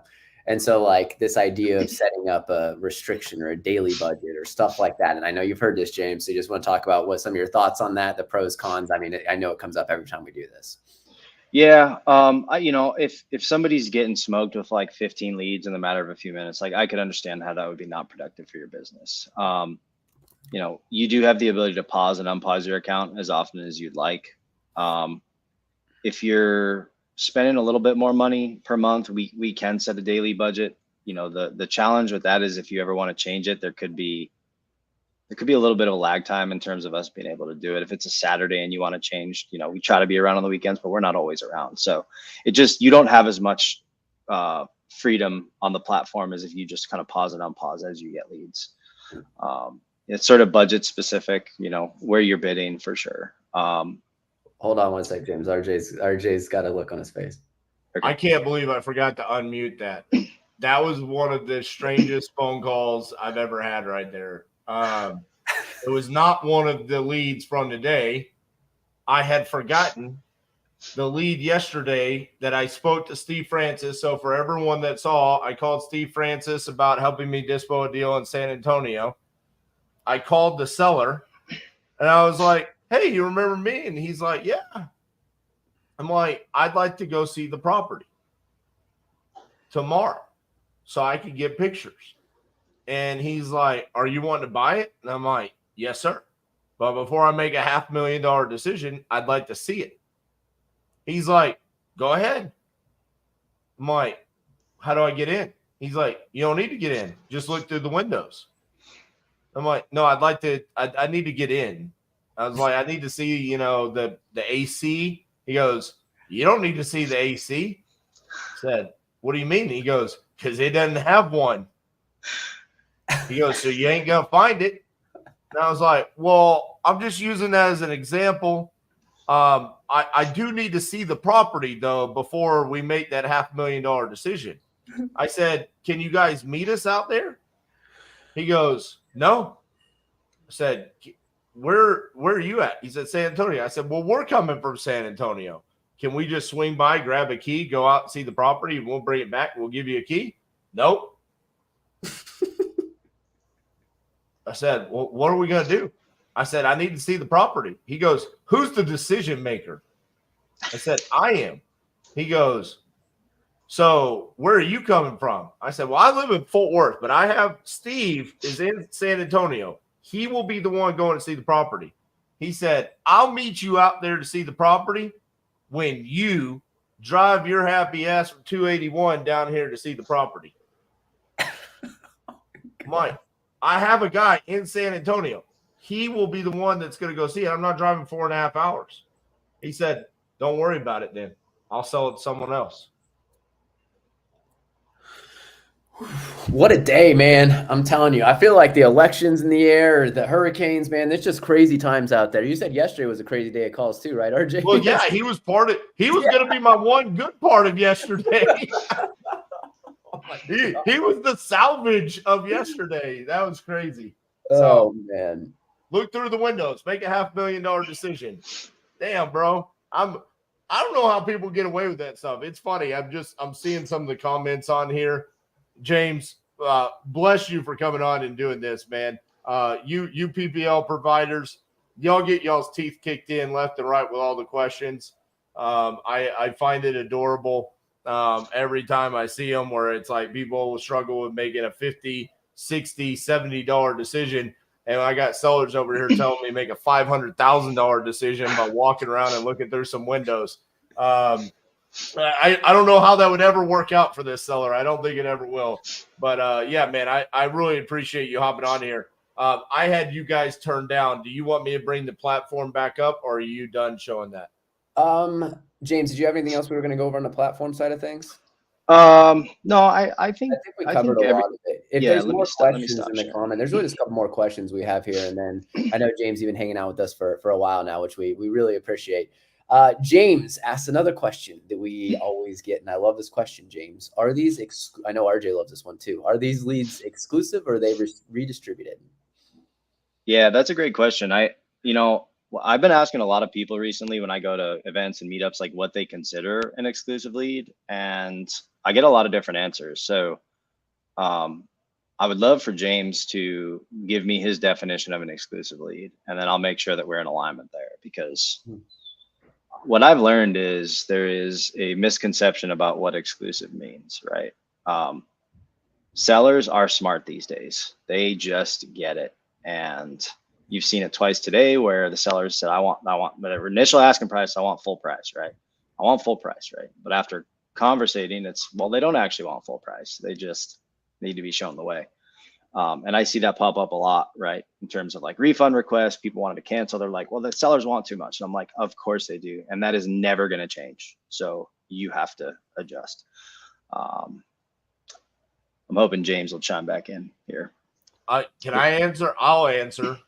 There is no such thing as an exclusive lead. There might be a lead that is exclusively sold by PropertyLeads one time, but I can also guarantee you they went and filled out SpeedToLeads form. They filled out LeadZolo's form. They filled out Joe Homebuyer's form.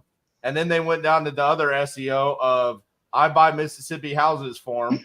They're going to keep going until someone buys their damn house if they're motivated enough. So to me, I've always laughed at that, where it's like, I get the desire for it to be exclusive, but it ain't your wife, bro. It's a lead. They're not going to be exclusive to you. They're going to keep going until they sell their house. Yeah, I think it's a great question. I think it's a really good example of like a sales objection. Like, you know, it's just a sales objection that like we have to overcome as the lead provider. And it just kind of shows that the sales process is the same, whether you're buying properties or you're selling leads. Exclusive as, and it does be able to distribute lead to other PPL on the platform, other people on the platform. Okay. Okay. I can work with that. So lead comes in Monday at 10 a.m. through lizbuyshouses.net. We're not going to sell that lead multiple times. Let's say 10 days later, that lead comes in again because whoever received that lead on that Monday couldn't get a deal done. We are going to sell that lead again, 100%. And the thought there is they're going to fill that web form out either way. Somebody is calling that person. So whether it's us or somebody else is literally irrelevant. Somebody's calling them. You got to make sure you can solve their problem. You got to move that seller into the bucket that's best for them and not the one that's best for you. So you are not selling it to someone else. If it comes in on a Monday, one person gets it on Monday. That's if it. They go fill it out 10 days later, someone else could potentially get that exact same lead. Yep. Right. Yep. So, John, it is exclusive from PropertyLeads' perspective. However, they cannot guarantee that no one else. And here's the other thing.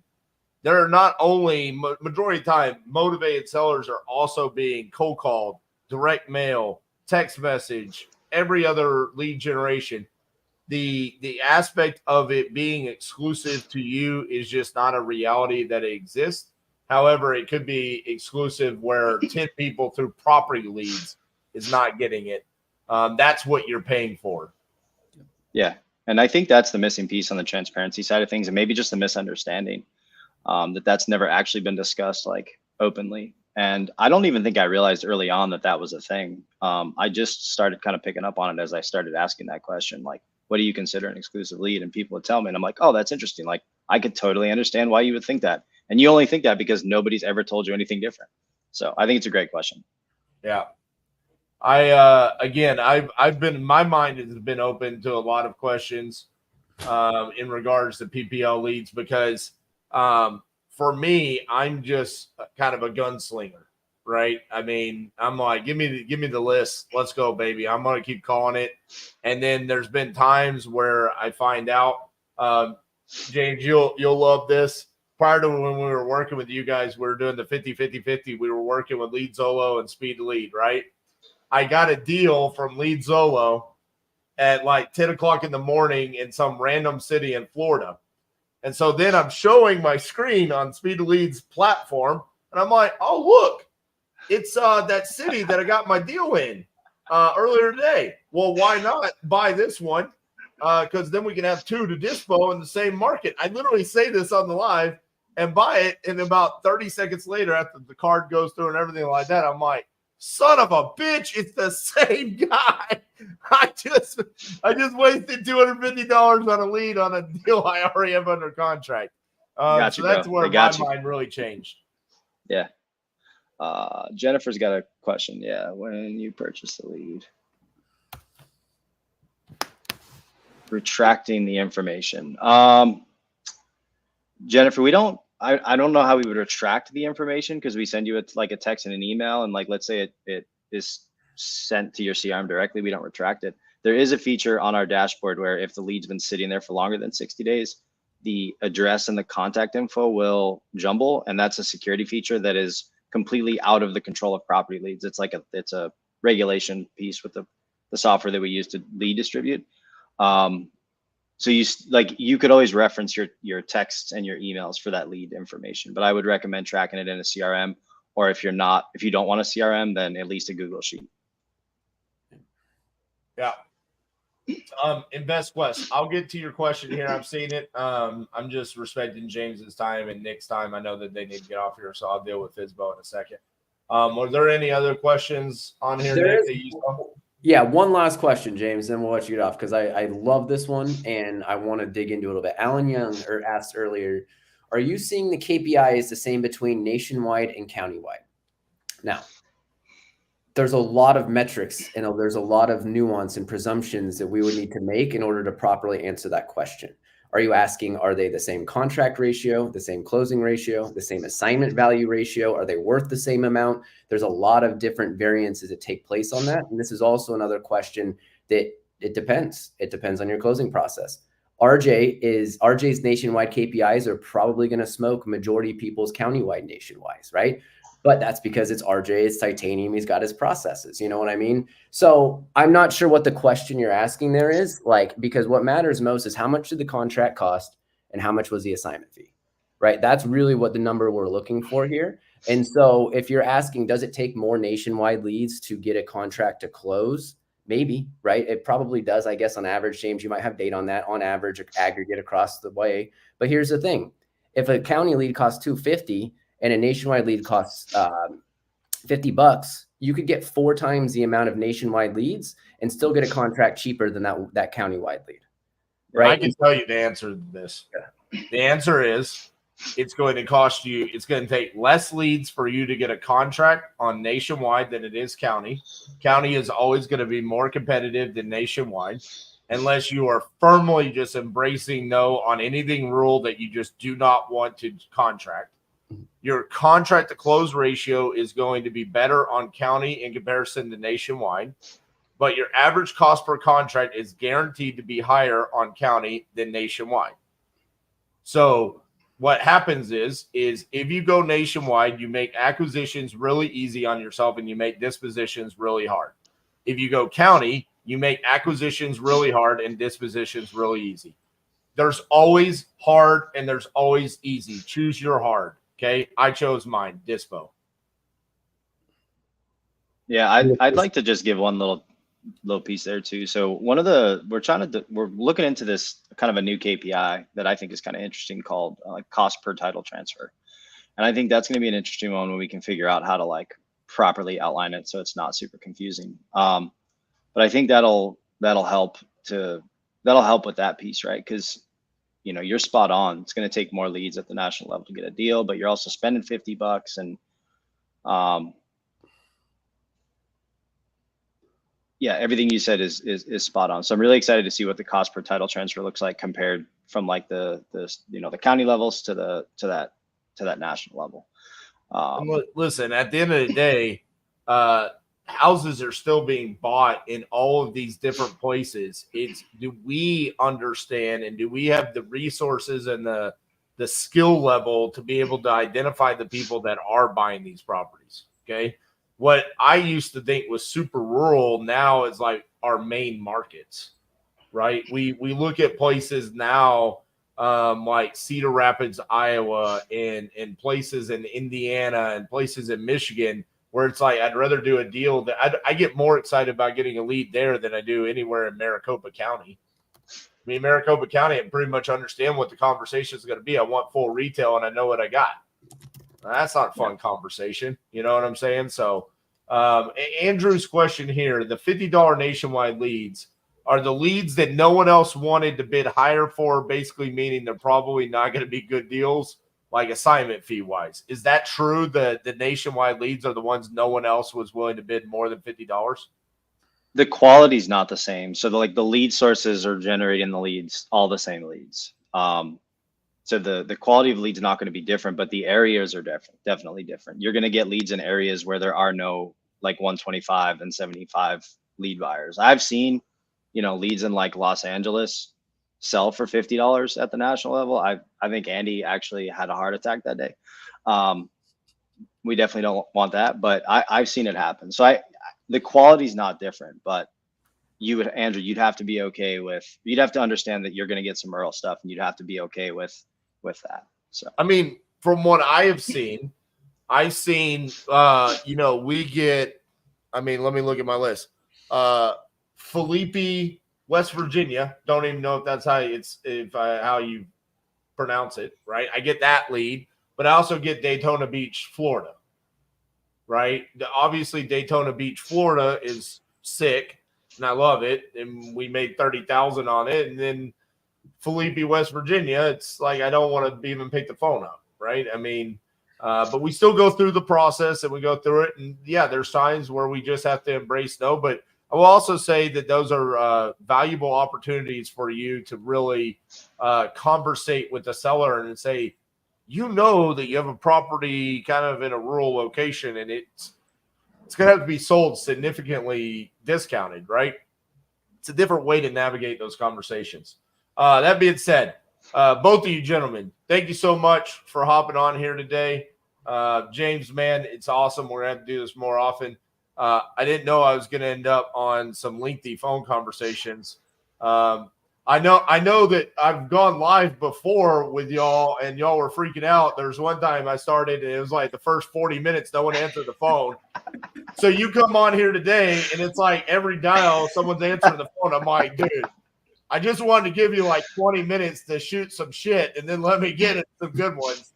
It doesn't always work out that way, but thank you so much for hopping on here. Nick, love you, brother. All right. Later, guys. Thanks, James. Yeah. Thank you guys for having me. Yep. See it. All right. So that being said, love those guys. Appreciate PropertyLeads for hopping on here. If you're interested in working with PropertyLeads, we've got our link in the show notes. They're running some special for you guys. Can you get a nationwide lead in a good area? Yeah, I just said that, Gyro. Yeah, you can absolutely get lead. Dude, I'm looking right now. I mean,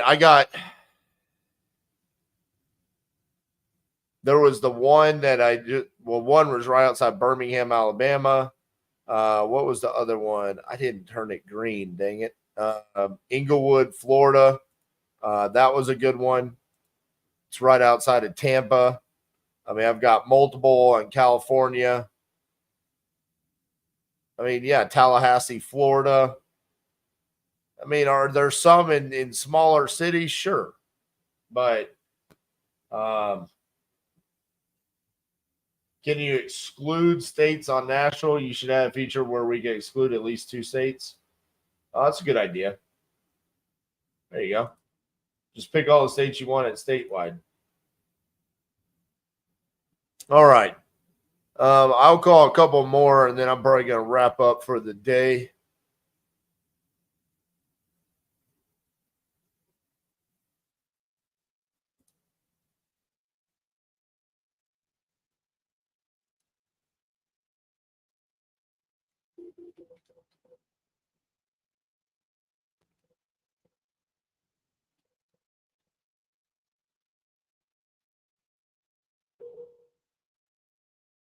Whoa, big old fly. Hi, I'm a Google virtual calling assistant recording this call with the person you're trying to reach. Hard pass on that.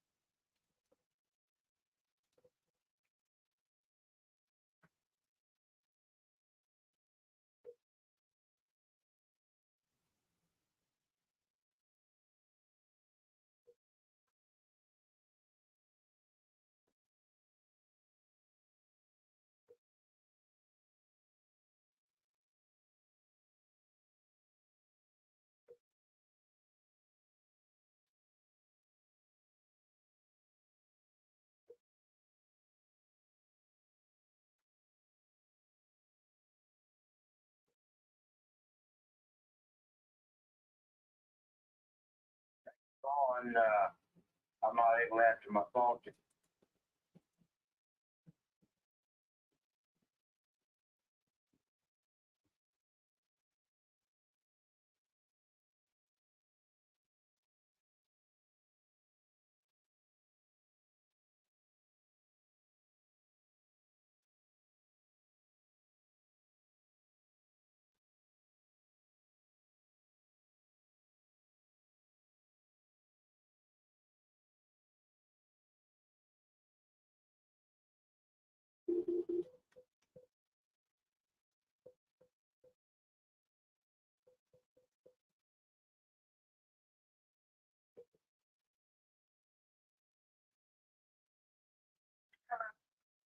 Hi, is this the owner of 329 Pine Hills Road?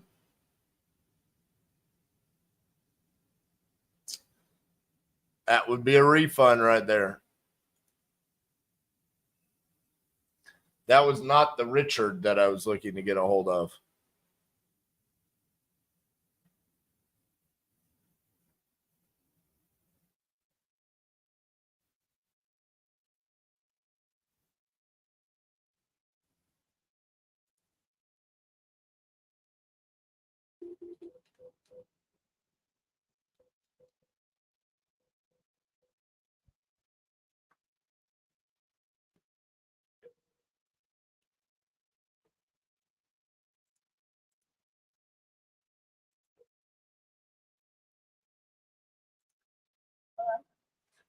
Hi, is this the owner of 645 Main Street?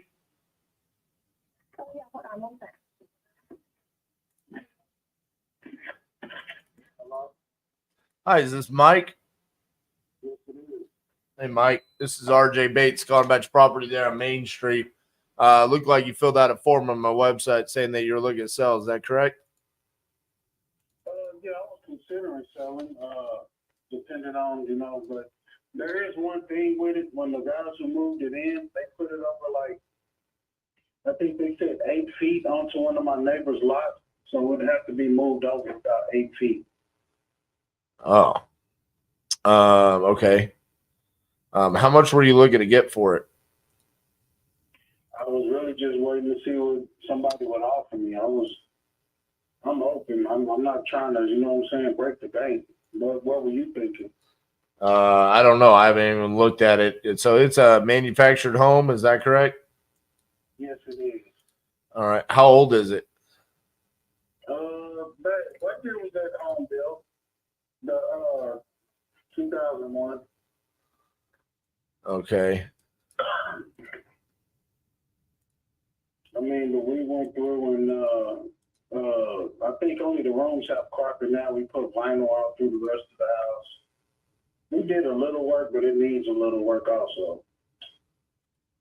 Yeah.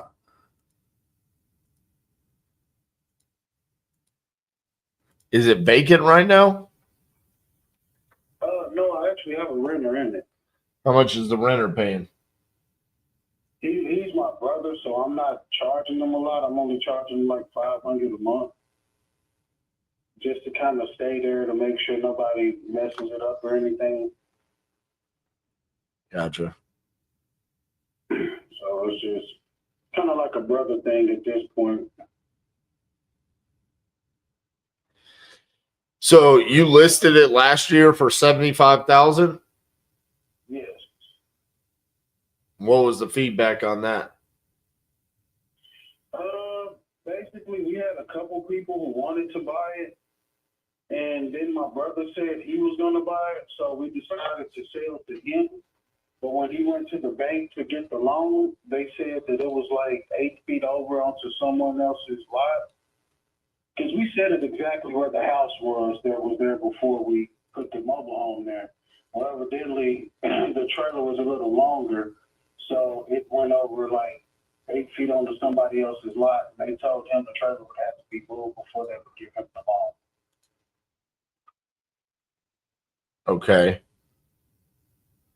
And I told him I wasn't willing to pay to have it moved. I told him I would deduct it from the price, and he didn't want to do that, so he's just kind of been ranting. And I'm just kind of, really just trying to see what my options are, you know, because it's like I told my wife, we already had the land appraised and everything. The land up under the trailer appraised, like, I think it was 40-something thousand, if I'm not mistaken, maybe a little more. And we were thinking, hey, we could just move the trailer off and sell the land. If worst came to worst, you know, so I don't know. I'm just kind of exploring my options at this point. I mean, just being a person that's in real estate myself, Yeah. I think that's a good idea to just move the trailer off of there and sell the land. Okay. Because, I mean, with that being over there, I mean, for me, it's like same issue I'd be running into is like, I don't really want to buy this with it being on someone else's land. Now I've got to move it and then remodel it and all that. I mean, I'm not in the business of moving manufactured homes. You know what I'm saying? Yeah. So, I mean, for me, I would just go ahead and solve that problem, move the trailer off, sell the land, and then sell the trailer separately. What if I was willing to take the price of moving it off? The price we decide on. I don't know. I mean, I'm not really that interested in the trailer itself. Yeah, but even that, I mean, I could look it up and see what that would look like.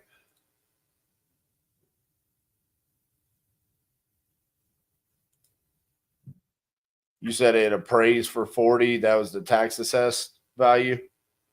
Yes, we had a bank appraisal. Oh, you had a bank appraisal. Mm-hmm. Hmm.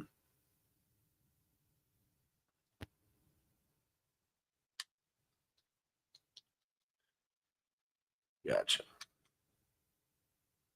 It has an aerobic septic and all that stuff is already hooked up and everything. Right.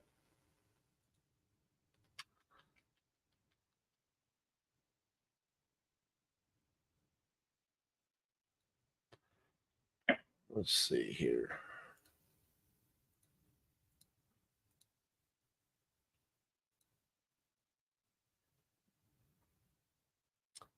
There's like no land for sale out there. I mean, honestly, you're probably sitting on a pretty serious amount of money just with the land. I mean, yeah, there's one on South 455th, 55,000 for 0.8 acres, and it's literally they're advertising as mobile home ready. Mm-hmm. I mean, and this actually sits on about that much, and then you have what was supposed to be the road on the side of it, but nobody's used it in years. It doesn't lead to anything.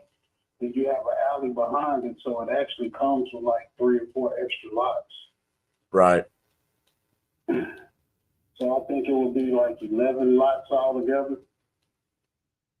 Well, but you don't get that. I mean, right? I mean, you don't own that, do you? Well, the way it was explained to me is that the guy who owns the land beside it, he said with the road not being open in 50, 60 years, he said basically he'll maintain half and I will maintain half. And the alley that goes behind the house, he has his property fenced off, so you can't like drive through there. You would have access to it, but you wouldn't own it. It's like nobody would have a reason to use it. Yeah. It's almost like landlocked, if that makes any sense. Yeah, I mean it does, but I don't really care if I actually owned it.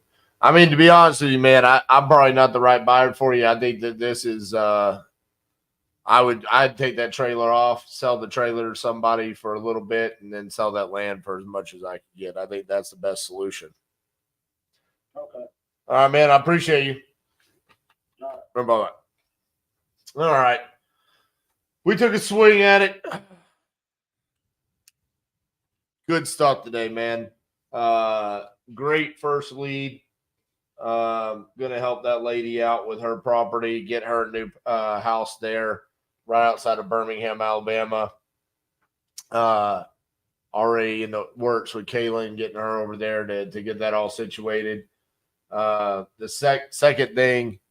second lead there, we're going to get pictures tonight or videos tomorrow, hurricane damage. I've seen quite a bit of conversations about, hey, how do we navigate leads in Florida with the hurricanes? Well, in that circumstance right there, there's a motivated seller going to Property Leads advertisement saying, I do want to sell. If they've come to you, you should absolutely be reaching out to them. I would say definitely pause any cold calling or any outbound. But if they're coming to us, you should absolutely be reach out, because like in that circumstance, they had evacuated and they're motivated. They need to sell. Like he said, his wife is extremely stressed. He's stressed. He's got a lot going on in his life. We offer a solution. Isaiah, I've been going live every day this week. I'll be going live tomorrow at noon. InvestQuest, you had a question. InvestQuest, you like asking questions multiple times, bro. If you're cold calling a FSBO or cold call lead, how many calls a day would you do to get a deal? So I've done multiple FSBO lives. It normally took me about 2 hours, and I'd probably say majority of that was trying to track down. So I don't know, 20, 25. I don't know that exact number. Cold calls are going to be a lot more dials to get down there, because you're just cold calling. I've never actually just straight cold called myself, so I wouldn't know that number. I've thought about doing it, but it also feels like it'd be a highly unengaged live, just watching me cold call. But yeah, InvestQuest, there's definitely videos of me doing the FSBO strategy. Do you see most of your deals for inbound exit as a flip or rental? Flips.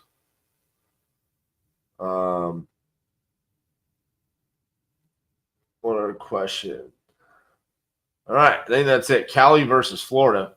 Florida, bro.